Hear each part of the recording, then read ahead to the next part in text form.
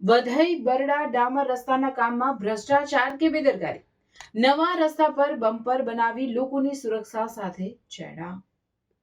ડાંગ જિલ્લાના વધઈ તાલુકામાં વધઈથી બરડાને જોડતા ડામર રસ્તાના કામમાં સરકારી તંત્રની કોન્ટ્રાક્ટરની ગંભીર બેદરકારી સામે આવી છે. લાખોના ખર્ચે બની રહેલા રસ્તામાં લેવલિંગના અભાવે વાહન ચાલકો માટે જોખમી સ્થિતિ સર્જાઈ છે.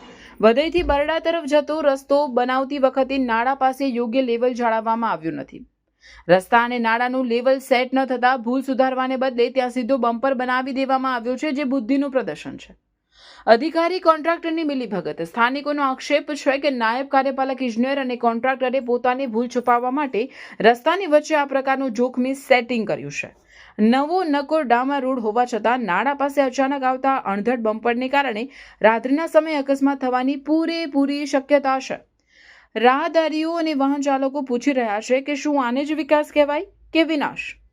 એન્જિનિયરિંગની સામાન્ય સમજ રાખ્યા વગર રસ્તાનું કામ પૂરું કરી દેવામાં આવ્યું છે, જે સરકારી નાણાંનો વ્યય અને લોકોના જીવ સાથે રમત છે. પોતાનો ગજવો ખાલી ના રહેવા જોઈએ એવી કામગીરી સ્થાનિક રહેવાસીઓ અને સામાજિક કાર્યકરો દ્વારા માંગ કરવામાં આવે છે કે આ રસ્તાનું કામ તાત્કાલિક ધોરણે યોગ્ય લેવલ સાથે સુધારવામાં આવે અને જવાબદાર નાયબ કાર્યપાલક તેમજ કોન્ટ્રાક્ટર સામે કડક તપાસ થવી જરૂરી છે. રિપોર્ટર રમેશ માહલા, ડાંગ.